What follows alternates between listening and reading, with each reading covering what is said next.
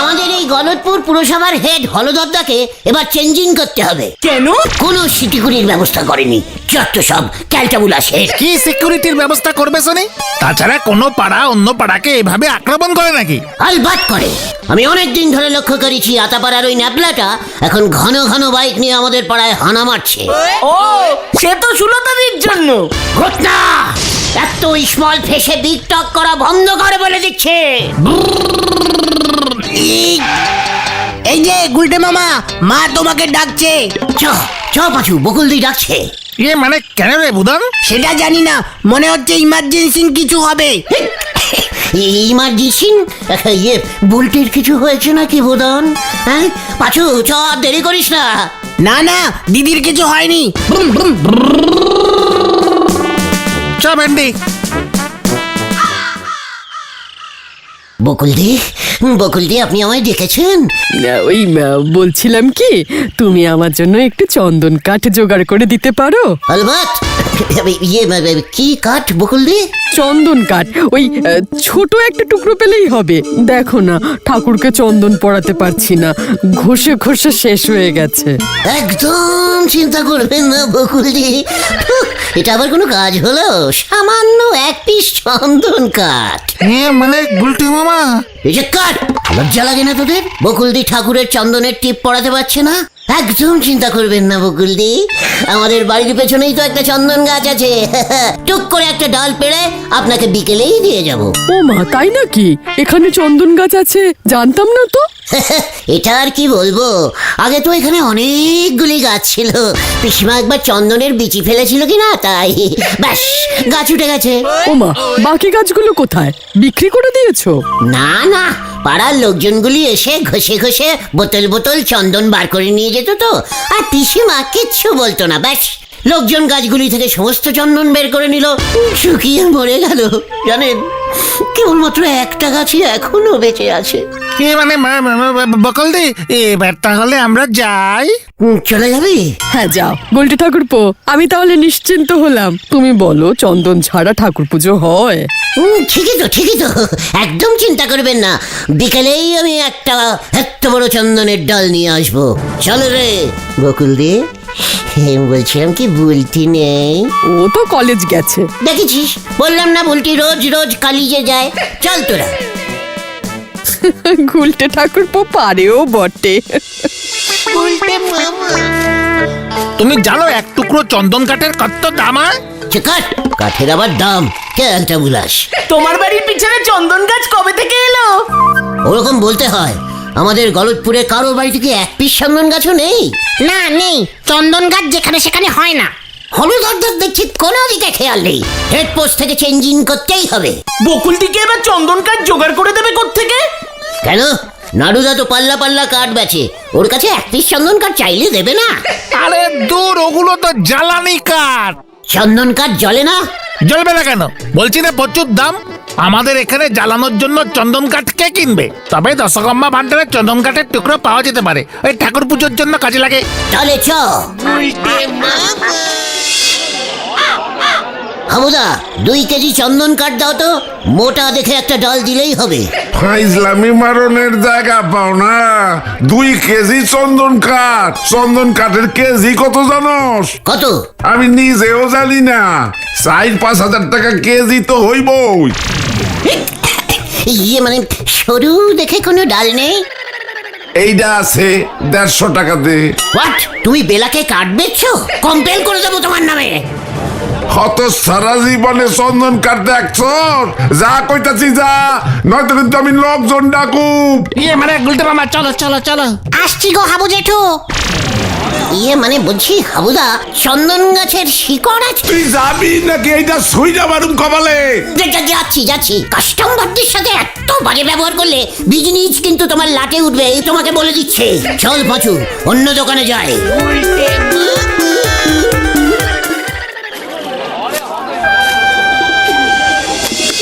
চন্দন কাঠের এত দাম হয়, তোরা আমাকে আগে বলতে পারিসনি? কখন বলবো? বকুল দিকে তো বলে আসলে তোমার নাকি আস্ত গাছ আছে। বোঝো এবার ঠেলা। ইডিয়া ইডিয়া। আবার কি আইডিয়া পেলে? যেখানে আছিবে অনেক গাছ খুঁজিয়া দেখো আশপাশ, পাইয়া যাইতে পারো চন্দন কাঠ। চালিয়ে আয়। একে একে কোথায় যাচ্ছ গুলটে মামা? গুলটে মামা,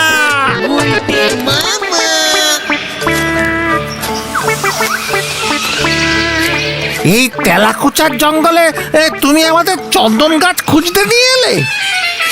প্রত্যেকটা গাছের বডিতে গিয়ে গন্ধ শোক, চন্দনের গন্ধ পেলেই আমাকে ডাকবি, বুঝেছিস? যা লেগে পড়, লিডাস অডাস।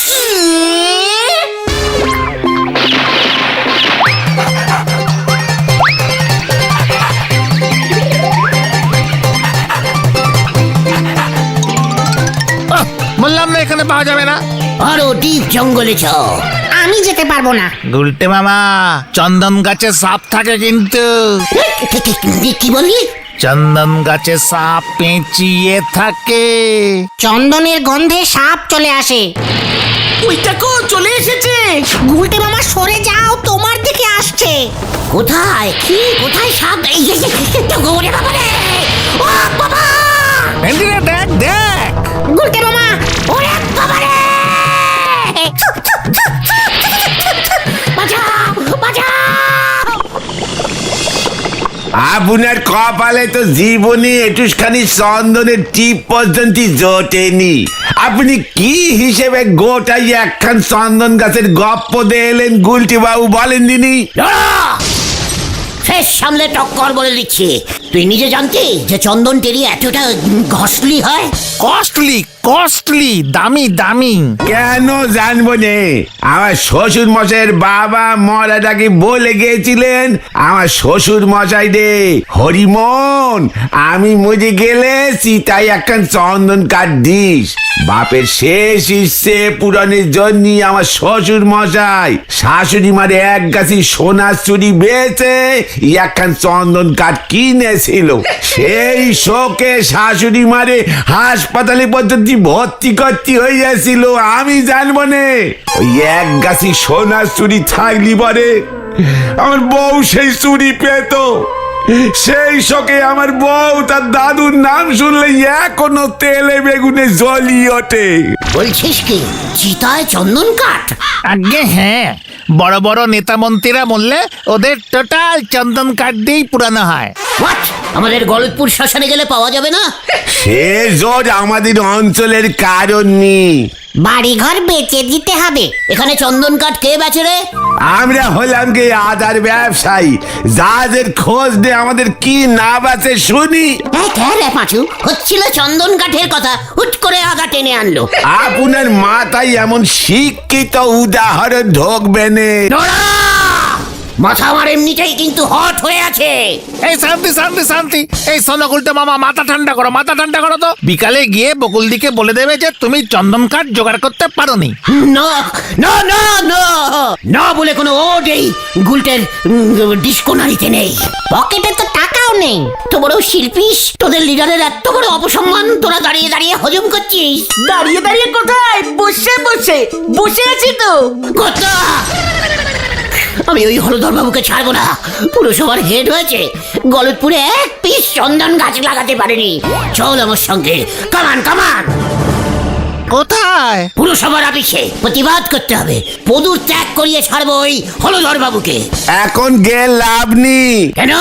হলধর বাবু মায়ের পিন্ডি দিতে গয়ায় গেছেন, কালকে ফিরবে বলি শুনেছি। ইডিয়া ইডিয়া! আবার কি হলো?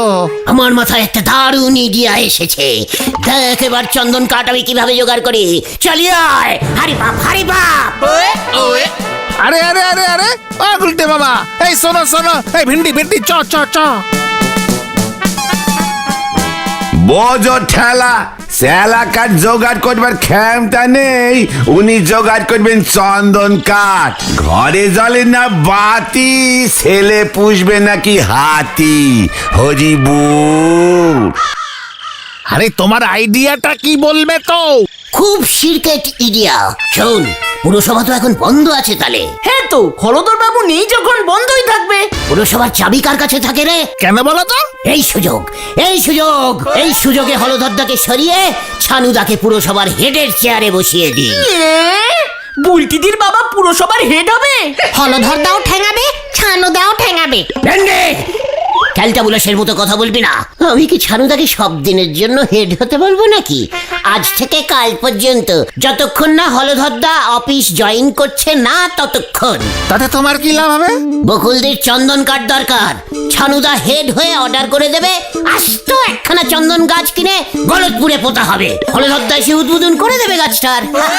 বাবা বা দারুণ বুদ্ধি, দারুণ। ঘন্টার দারুণ বুদ্ধি। হোয়াট ঘন্টা?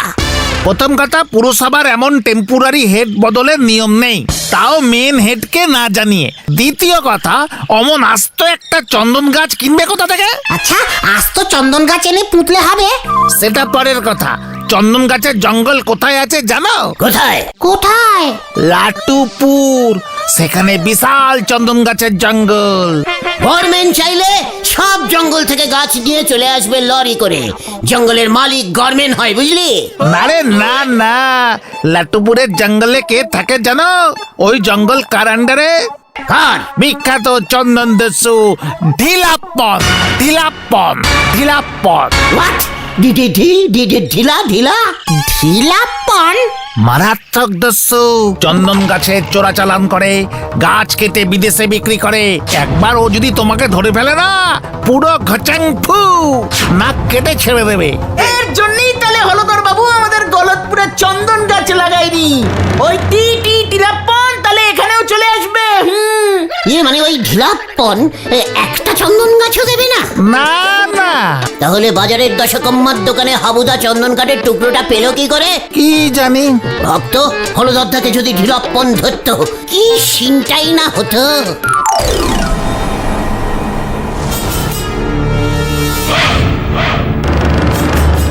একই আমাকে ছেড়ে দিজিয়ে।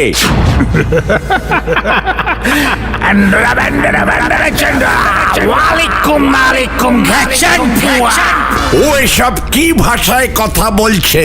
ওস্তাদ আপনার নাক কেটে দিতে বলেছে। ওরে বাবারে, ক্ষমা করে দিন ঢিলাপ্পন বাবু, নাক কাটলে আমি মরে যাব। হো, হো, হো, হো, হো। কে? কি গা গুলটে মামা, হাসছো কেন? পেয়ে গেছি চন্দন কাঠ পেয়ে গেছি। যা বাবা। মাথাটা মনে হয় পুরোটাই গেছে রে।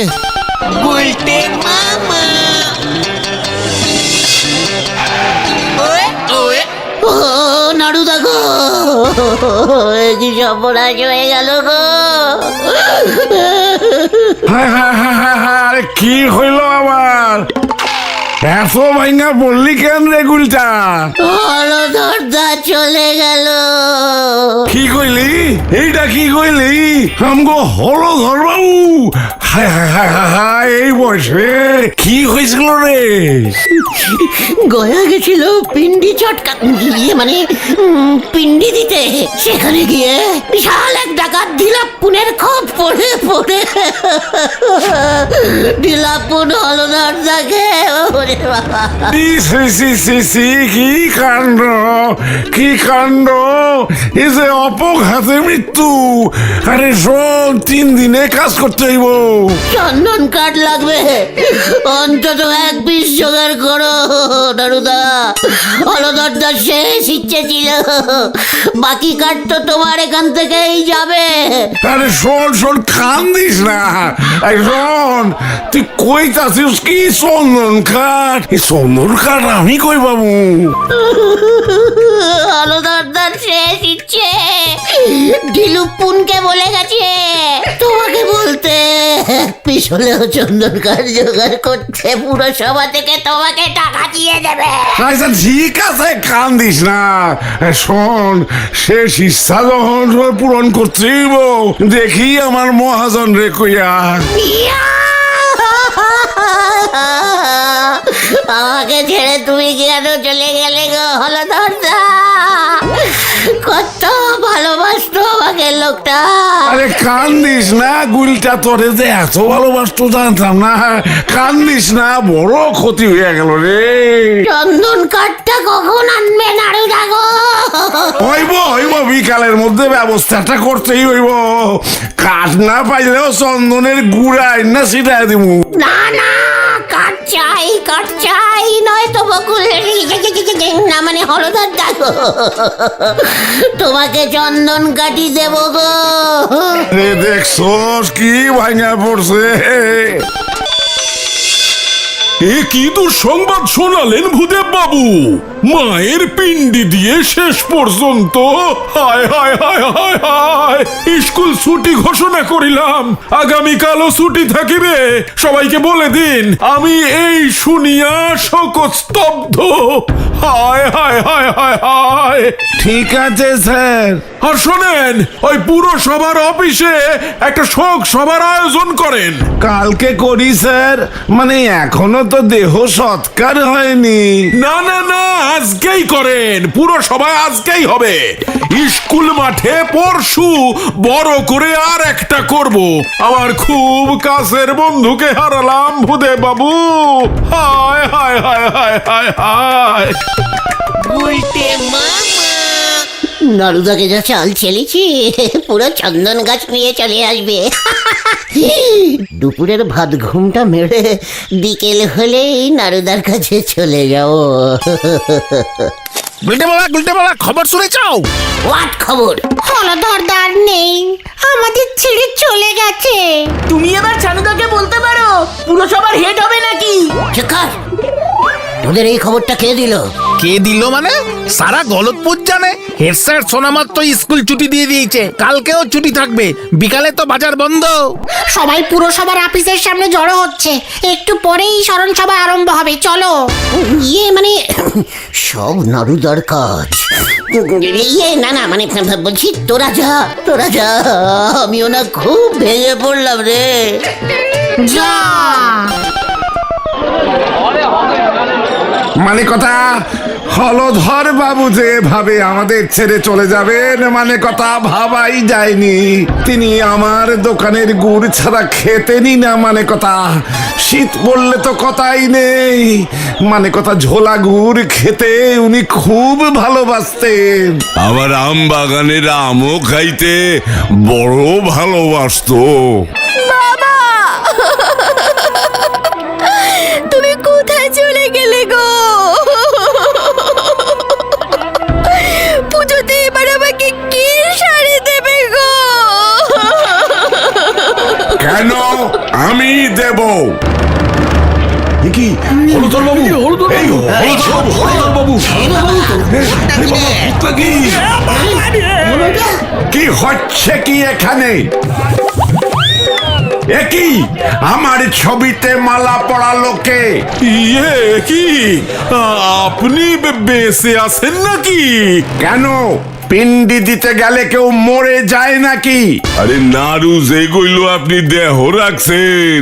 মানে কথা, ঢিলাপ্পনে দস্যু আপনাকে নাকি? মানে কথা, আমার দেহ আমি সঙ্গে নিয়েই ফিরে এসেছি। বাবা গো, তুমি বেঁচে আছো? মালার পয়সাটাই আমার জলে গেল। মানে কথা, আপনাদের কি সকলের একসঙ্গে মাথা খারাপ হয়ে গেছে? স্যার, ওই নাড়ু এসব রটিয়েছে। আরে আমারে তো ওই গুলটা কইলো যে আপনি আর নাই, সীতার চন্দন কাঠ অর্ডার করে দিছি। গুলটে, তোকে এবার আমি বড় লোকে পাঠাবো।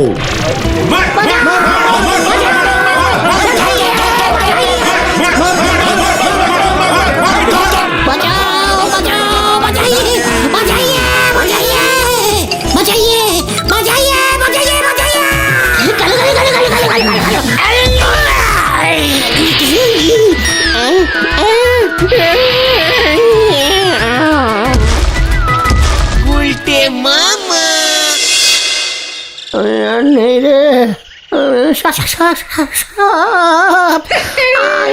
আমি আর নেই রে। জ্ঞান ফিরেছে, জ্ঞান ফিরেছে। গুলটে মামা গো, তুমি বেঁচে আছো, আর ভয় নেই কোনো। আমি কোথায়? বাড়িতে। এবার থেকে তোমাকে বাড়িতেই থাকতে হবে। কেন, বাইরে কি সাপ আছে? না, বাইরে বেরোলেই বলো হরি দারোগা তোমাকে ধরবে।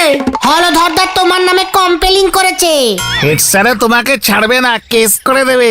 মোটামুটি গলতপুরে সবাই খচে গেছে। এমন কেউ বলে জ্যান্ত মানুষকে তুমি স্বর্গে পাঠিয়ে দিয়েছো? ওই আর চন্দন কাঠ জোগাড় করবো না রে। তাহলে তুমি কি জোগাড় করবে গুলটে মামা? গোবর